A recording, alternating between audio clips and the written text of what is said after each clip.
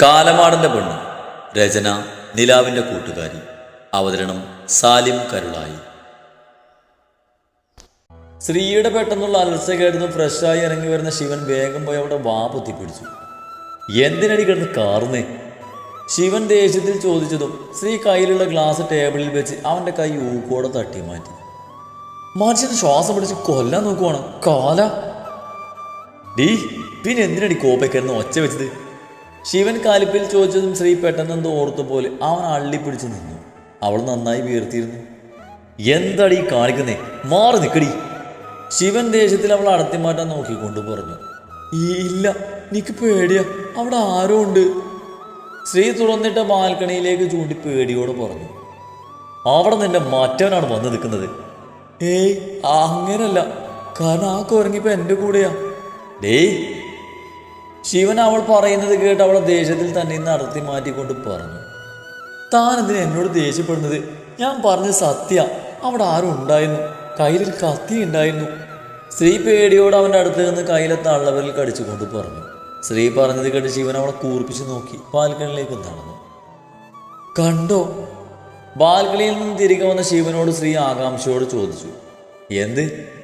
ഓ, നിങ്ങളുടെ മാറ്റവളുടെ നായര് അല്ല പിന്നെ. എൻ്റെ ശിവനെ, ഇങ്ങനെ ഇത്രയ്ക്ക് വലിയ പൊട്ടനായിരുന്നു. നിങ്ങൾ അവിടെ ആരെങ്കിലും കണ്ടോന്നാ ചോദിച്ചേ? അവിടെ ആരുമില്ല. അങ്ങനെ വരില്ല, ഞാൻ കണ്ടതാ. നീയല്ലേ ഇതിനപ്പുറം കാണും. ഇങ്ങനെ ഞാൻ മിക്കവാറും കൊല്ലും. എന്നാലും ഞാൻ അവിടെ ആരെ കണ്ടതാണല്ലോ. ഇനി എനിക്ക് തോന്നിയതാണോ? ഏയ്, നിന്നോട് ഞാൻ പറഞ്ഞിട്ടില്ലേ എൻ്റെ മുറി കയറരുതെന്ന്? ആരോട് ചോദിച്ചിട്ടാടി എൻ്റെ റൂമിലേക്ക് കയറി വന്നേ? ഇറങ്ങി പോടി. താൻ പോടാ. ഇതെന്താ രാജാവിൻ്റെ അന്തപുരമാണ് അനുവാദം ചോദിച്ച് കയറാൻ? പിന്നെ താൻ ഇറങ്ങി പോകാൻ പറയുമ്പോൾ പോവാനേ. ഞാൻ അങ്ങനെ വലിഞ്ഞു കയറി വന്നവളൊന്നും അല്ല. നിന്ന് വാചകം എടുക്കുന്നത് പോടി.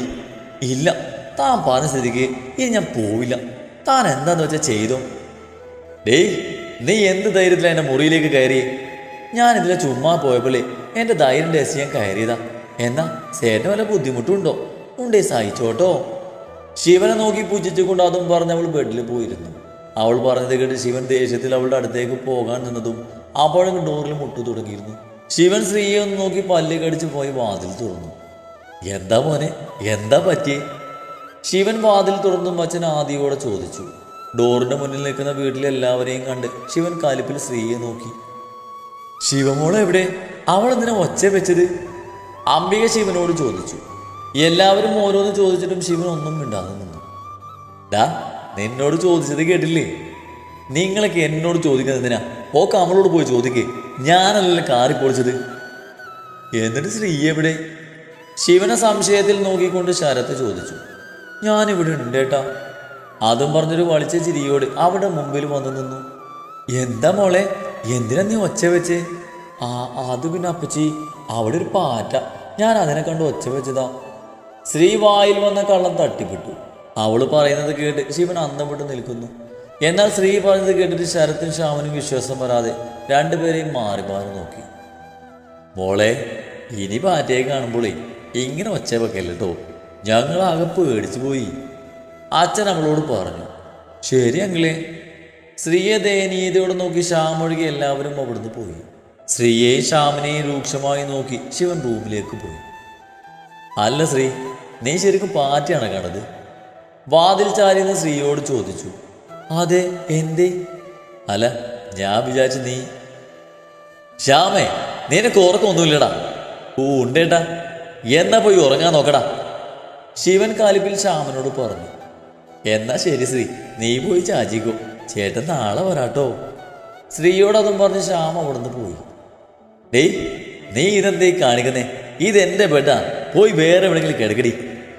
ബെഡിലേക്ക് കിടക്കാൻ പോകുന്ന സ്ത്രീയെ നോക്കി ശിവൻ കാലിപ്പിൽ പറഞ്ഞു. എനിക്ക് സൗകര്യമില്ല, ഞാൻ ഇവിടെ തന്നെ കിടക്കും. ഞാൻ ഈ ബെഡിൽ കിടന്നെന്ന് വെച്ച് ആകാശം ഇടിഞ്ഞൊന്നും വീടില്ലല്ലോ. പിന്നെ ഈ സിനിമയിലെയും സീരിയലിലെയും പോലെ ഇഷ്ടമില്ലാത്ത വിവാഹം കഴിച്ച് നീലത്ത് സോഫയിലൊന്നും കിടക്കാൻ എന്നെ കിട്ടില്ല. ഇതാൾ വേറെയാ. വേണമെങ്കിൽ ആ പാല് കുടിച്ച് ആ ബെഡിൻ്റെ അറ്റത്ത് കിടന്നു, എനിക്ക് കുഴപ്പമൊന്നുമില്ല. ശ്രീ ബെഡിൽ കയറിയിരുന്ന് കൊണ്ട് ശിവനോട് പറഞ്ഞു. ശ്രീ, നിന്നോട് ഞാൻ മര്യാദക്ക് പറഞ്ഞു എൻ്റെ ബെഡിൽ നിന്ന് മാറി കിടക്കാൻ. എന്നെ ദേഷ്യം പിടിപ്പിക്കാതെ മാറ്, എനിക്ക് കിടക്കണം. ഞാൻ മാറില്ല, ഇവിടെ തന്നെ കിടക്കും. ഓഹോ, നിനക്ക് പറഞ്ഞാൽ മനസ്സിലാവില്ലല്ലേ? നിന്നെ എങ്ങനെ ഇവിടുന്ന് മാറ്റണമെന്ന് എനിക്ക് അറിയാം. അതും പറഞ്ഞ് ശിവൻ മീശയും പിരിച്ച് അവിടെ അടുത്തേക്ക് നടന്നു. അയ്യേ, ഇങ്ങനത്തെ എന്തോ ഈ കാണിക്കുന്നേ? ഞാൻ അത്രക്കാരൻ നെഹിയേ. ദേ, എൻ്റെ അടുത്തേക്ക് വരരുത്. അവനെ നോട്ടവും പാവവും അത്രക്ക് പന്തിയില്ലെന്ന് മനസ്സിലാക്കിയ ശ്രീ ചെറിയൊരു പതർച്ചയോടെ പറഞ്ഞു. ദേ, ഞാൻ പറഞ്ഞു വരേണ്ടെന്ന്. വന്ന നീ എന്ത് ചെയ്യൂടി? ഞാനിപ്പോൾ അപ്പച്ചയെ വിളിച്ച് നിങ്ങളെന്നെ കയറി പിടിക്കാൻ ശ്രമിച്ചെന്ന് പറയും. ശ്രീ പറയുന്നത് കേട്ട് ശിവൻ കാറ്റയച്ചു വിട്ട് ബലൂണ് കണക്ക് നിന്നു. ദോഷം, ഏത് സമയത്ത് അതിനൊക്കെ കേട്ടിട്ട് താലി വെക്കാൻ തോന്നി? ശിവൻ ദേഷ്യത്തിൽ പെറുപെറുത്ത് ബെഡിൻ്റെ അറ്റത്ത് പോയി കിടന്നു. അതെ, താനിവിടെ കിടക്കുന്നതിൽ കുഴപ്പമൊന്നുമില്ല. പക്ഷെ എന്നെ തൊടാനോ പിടിക്കാനോ വന്ന മിണ്ടാതെ കിടിക്കടി ശാവമേ. തൊടാനും പിടിക്കാൻ പറ്റിയ സാധനം കണ്ടേച്ചാലും മതി. ഈർക്കിളിമേ തുണിച്ചിയ സാധനം. ശിവൻ ശ്രീ പറഞ്ഞു മുഴുവിക്കുന്ന മുമ്പ് പറഞ്ഞു. ഈർക്കിളിമേ തുണി തുറ്റിയ സാധനെ തന്നെ മാറ്റവളാണ്. തനിക്ക് കുറെ മാസത്തിലുണ്ടെന്ന് കരുതി ആളാമ നിൽക്കണ്ട.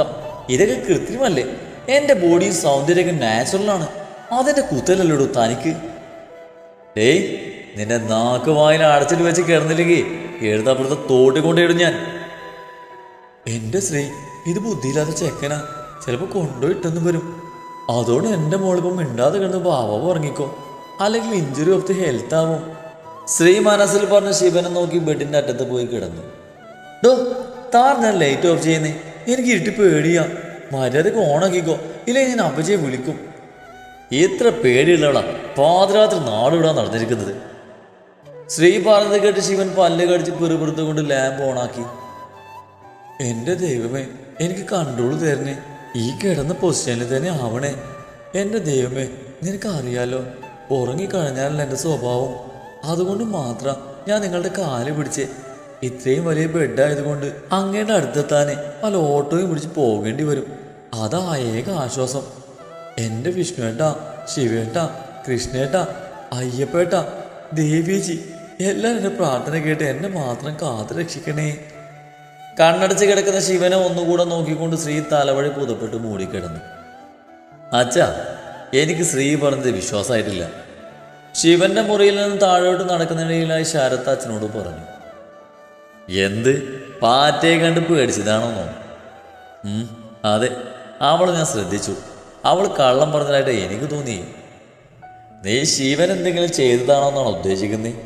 അങ്ങനെയാണെങ്കിലേ നിന്റെ ഊഹം തെറ്റാ. കാരണം എനിക്ക് എൻ്റെ മോനെ നല്ല വിശ്വാസമാണ്. ഓ, അതല്ല ചാ, ശിവൻ എനിക്കും അറിയാം. ഞാൻ പറയുന്നത് അവൾ മറ്റെന്തോ കൊണ്ട് പേടിച്ചെന്നാ. കാരണം അവളുടെ മുഖം ഞാൻ ശ്രദ്ധിച്ചിരുന്നു. അവൾ നമ്മളോട് സംസാരിക്കുമ്പോഴും കണ്ണുകൾ ഇടയ്ക്കിടയ്ക്ക് ബാൽക്കണിയിലേക്ക് പോകുന്നുണ്ട്. പോരാതിന് AC-യുടെ തണുപ്പിലും അവൾ വിറക്കുന്നുണ്ടായിരുന്നു. എല്ലാം കൂടെ ആലോചിച്ച് നോക്കുമ്പോൾ എന്തൊക്കെയോ ഒരു സ്പെല്ലിംഗ് മിസ്റ്റേക്ക്.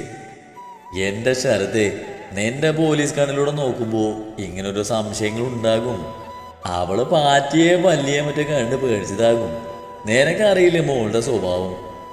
അച്ഛൻ പറഞ്ഞതും ശരത്ത് പിന്നെ ഒന്നും മിണ്ടിയില്ല. അതെ, അച്ഛനും മോനൊന്നും അവിടെ നിന്നേ. പിന്നിൽ നിന്നും അംബികയുടെ ശബ്ദം കേട്ടതും അവർ തിരിഞ്ഞു നോക്കി. എന്തായിരുന്നു നിങ്ങൾക്കൊക്കെ കുറച്ച് മുമ്പ് ടെറസിൽ പണി? അംബികയുടെ ചോദ്യം കേട്ടതും രണ്ടുപേരൊന്ന് പതറി. ചോദിച്ചത് കേട്ടില്ലേ? എന്തായിരുന്നു അവിടെ പണിയെന്ന്? അമ്പു, ഞാൻ നിലാവ് കാണാൻ പോയതാ. രാമനാഥൻ ആവശ്യത്തിൽ കൂടുതൽ നിഷ്കളങ്കത വാരി ഉതറിക്കൊണ്ട് പറഞ്ഞു. പിന്നെ നിലാവ് കാണാൻ പറ്റിയ പ്രായം നാണല്ലോ മനുഷ്യ, മുഖത്ത് നോക്കി കള്ളം പറയാൻ. ഞാൻ സത്യാമ്പ് പറഞ്ഞേ, പണ്ട് നമ്മൾ ഒരുമിച്ചിരുന്ന് എത്ര നിലാവ് കണ്ടതാ. നിനക്ക് ഓർമ്മയില്ല അതൊന്നും. മിണ്ടാ നിൽക്കും മനുഷ്യ, ഒക്കെ ഓർമ്മിക്കാൻ പറ്റിയ പ്രായം. നിനക്കെന്തായിരുന്നു അവിടെ പണി? രാമനാഥനെ നോക്കി കണ്ടിട്ടിക്കൊണ്ട് അതും പറഞ്ഞ അംബിക ശരത്തിന് നേരെ തിരിഞ്ഞു. ഞാൻ അച്ഛന് കൂട്ടുപോയതാ. അച്ഛനെ കൂട്ടുപോകാൻ നീ ആരാ? അങ്ങയുടെ ഭാര്യയോ കാമുകിയാണോ? മര്യാദക്ക് സത്യം പറഞ്ഞോ, ഇല്ല പോലീസാണെന്നോ? നിനക്ക് ഭാര്യയുണ്ട് കൊച്ചുണ്ടെന്നോ ഞാൻ നോക്കില്ല. നല്ല പേട കിട്ടും. എന്തായിരുന്നു നിങ്ങൾക്ക് അവിടെ പണി? നിങ്ങൾ ഇന്ന് കുടിച്ചോ? ഞാൻ സത്യം പറയാമേ, അച്ഛൻ നിർബന്ധിച്ചപ്പോൾ രണ്ടടിച്ചു, അത്രേ ഉള്ളൂ. തേണ്ടി സ്വന്തം തന്തക്കുള്ള കുഴിതര തോന്നടാ. രാമനാഥൻ ശരത്തിനെ നോക്കി പല്ല് കടിച്ചു. സോറി അച്ഛ, അമ്മ പോത്തുപോലെ വലുതായതൊന്നും നോക്കില്ല. ചിലപ്പോൾ തല്ലിയത് വരും. ശരത്ത് അച്ഛനെ നോക്കി പല്ലിളിച്ചുകൊണ്ട് ചെവിയിൽ സ്വകാര്യമായി പറഞ്ഞു. നിങ്ങളാ ഇവരൊക്കെ കേടുവരുത്തുന്നേ. എല്ലാത്തിനും മുന്നിൽ നിൽക്കുന്നത് നിങ്ങളല്ലേ? നീ എങ്ങോട്ടാ? അംബിക രാമനാഥനോട് പറയുന്നത് കേട്ട് പതിയെ അവിടുന്ന് വലിയാൻ നിന്ന ശരത്തിനോടായി അവർ ചോദിച്ചു. അതമ്മേ കിടക്കാൻ. എങ്ങോട്ട്? റൂമിലേക്ക്. വേണ്ട, ഇന്ന് നീ ഇവിടെ ഈ ഹാളിൽ കിടന്നാൽ മതി. അംബിക പറയുന്നത് കേട്ട് ദയനീയതയോട് അച്ഛനെ നോക്കിയപ്പോൾ കണ്ടു ചിരി കടിച്ചു പിടിച്ച് നിൽക്കുന്നത്. അതമ്മേ, എന്നെ കണ്ടില്ല എൻ്റെ മോള് ഉറങ്ങില്ല, അവള് കരയും. അതുകൊണ്ട് അതിന് മോള് നേരത്തെ ഉറങ്ങി. അവർ രണ്ടുപേരും എൻ്റെ കൂടെയാണ് കിടക്കുന്നത്. അതുകൊണ്ട് ഇവിടെ കിടന്നാൽ മതി. നിങ്ങളോട് കൂടിയ മനുഷ്യൻ ഞാൻ പറഞ്ഞേ. അതും പറഞ്ഞ അംബിക പുൽപ്പായ എടുത്ത് കൊടുത്ത് അവിടുന്ന് പോയി. വാ കിടക്കാം. അച്ഛൻ പാവരിച്ച് കിടന്നുകൊണ്ട് ശരത്തിനോട് പറഞ്ഞു. അച്ഛൻ കിടന്നോ? എൻ്റെ പൊന്നു മോനെ, അനുഭവത്തിൻ്റെ വിളിച്ചതിൽ പറയാം. എൻ്റെ മോൻ കുറച്ച് കഴിഞ്ഞ് റൂമിൽ പോയി കിടക്കുന്ന പ്ലാനങ്ങ് മാറ്റിയേര്. അവളെ നിനക്ക് ശരിക്കും അറിയില്ല. ചിലപ്പോൾ എല്ലാ ദിവസവും ഇവിടെ തന്നെ കിടക്കേണ്ടി വരും. ഇനിയിപ്പോൾ പോയിട്ടും വലിയ കാര്യമൊന്നുമില്ല. രാമനാഥൻ എന്തോ ആലോചിച്ച് നെടുവീർപ്പിട്ടുകൊണ്ട് പറഞ്ഞതും ശരത്ത് അത് പറഞ്ഞ് അച്ഛൻ്റെ അടുത്ത് വന്ന് കിടന്നു. ആഹാ, നിങ്ങളെന്താ ഇന്നും കാവലി എടുക്കണോ? അങ്ങോട്ട് വന്ന ശ്യാമ അവർ കിടക്കുന്നത് കണ്ട് ചോദിച്ചു. സത്യം പറയടാ, നീയല്ലേ അവളോട് പോയി കൊളുത്തിയത്? അച്ഛൻ എന്തേ പറയുന്നേ? ഞാൻ അമ്മയോടൊന്നും പറഞ്ഞിട്ടില്ല. ഏതായാലും നീയും കൂടെ വന്ന് കിടക്ക്. എന്തിന്? നിങ്ങളോട് അമ്മ ഇവിടെ കിടക്കാൻ പറഞ്ഞ്, എന്നോടല്ല. അതോടെ നിങ്ങളിവിടെ കിടന്നോ. എനിക്കൊരു തുള്ളിയല്ലേ നിങ്ങൾ തന്നുള്ളൂ. ഇപ്പോഴും ബേസമുണ്ട് എനിക്ക്. ചേലക്കാതെ പോടാ. ഞാൻ പോവാ. നിങ്ങളിവിടെ നിലത്ത് കൊതുകടിയും കൊണ്ട് കിടക്ക്. ഞാൻ പോയി ബെഡിൽ AC ഒക്കെ പൊതിച്ച് മുടി കിടന്നുറങ്ങട്ടെ. അപ്പം ശരി, ഗുഡ് നൈറ്റ്. നല്ല ക്ഷീണം, നാളെ കാണാവേ. അതും പറഞ്ഞ് ശ്യാമ അവിടുന്ന് പോവാൻ നിന്നതും ശരത്ത് കാൽ നീട്ടിയതും ശ്യാമ അവൻ്റെ കാലിൽ തടഞ്ഞ നിലത്തേക്ക് കൃത്യം ഇരുവരുടെയും നടുവിലായി വീണതും ശരത്തും അച്ഛനും കൂടി അവന് മുറുകെ പിടിച്ചു. വിടത്തെണ്ടികളെ! അയ്യോ അമ്മേ, ഓടിവായോ! ഈ രണ്ട് കാപാലികന്മാരെന്നെ നശിപ്പിക്കാൻ ശ്രമിക്കുന്നേ. എന്തിനാടാ കിടന്ന് ഒച്ച വെക്കുന്നേ? അംബിക അങ്ങോട്ട് വന്ന് ചോദിച്ചു. കണ്ടോ അമ്മേ, എന്നെ ഒരു റൂമിലേക്ക് പോകാൻ സമ്മതിക്കുന്നില്ല. നീ ഇവിടെ കിടന്നാൽ മതിയെന്ന്. ഇവരുടെ കൂടെ കൂട്ടിന് നീ ഉണ്ടായിരുന്നല്ലോ. കയ്യിലുള്ള പുതപ്പും പില്ലോയും അവർക്ക് ഇട്ടുകൊടുത്തുകൊണ്ട് അവരും പറഞ്ഞു. അതെങ്ങനെ ശരിയാവും? ഈ കണക്കിട്ട് ആലിയാവണമെങ്കിൽ ശിവേട്ടനും കൂടി വേണം. ഡാ ശ്യാമേ, നീ എന്നെ പഠിപ്പിക്കാൻ വരണ്ട. ഇവിടെ മിണ്ടാതെ കിടന്നോളം മൂന്നും. കുറച്ച് കഴിഞ്ഞ് എണീറ്റ് പോയെന്ന് ഞാൻ അങ്ങനെ അറിഞ്ഞ അപ്പം കിട്ടും ഇതിൻ്റെ ബാക്കി. പിന്നെ ഇനി നിങ്ങളുടെ ഈ കുടിക്കുന്ന സ്വഭാവം നിർത്തിയില്ലെങ്കിൽ എന്നത്തെയും പോലെ ഇവിടെ ആയിരിക്കില്ല കിടത്ത, പുറത്താവും. അച്ഛനും മക്കളും അത് ഓർക്കുന്നത് നല്ലതാ. അച്ഛൻ ഇത്രയും കാലം എങ്ങനെ ഈ അമ്മയെ സഹിച്ചത്? അമ്മ പോകുന്നതെന്ന് നോക്കി ശ്യാമ അച്ഛനെ നോക്കി ചോദിച്ചു. പറ്റിപ്പോയില്ലടാ, അപ്പം സഹിക്കന്നെ. പിന്നെ അവള് പറഞ്ഞതാ. അവളെ കെട്ടിയേറെ ഞാൻ മിക്ക ദിവസങ്ങളിലും ഇവിടെ തന്നെയായിരുന്നു. ഇപ്പോഴും മാറ്റമൊന്നുമില്ല. അപ്പൊ പണ്ടും അച്ഛന് സ്ഥിരം ഇതായിരുന്നല്ലേ പണി. സാറല്ല രാമൻകുട്ടി, എവരി ഡോഗ് ആസയുടെ എന്താണല്ലോ.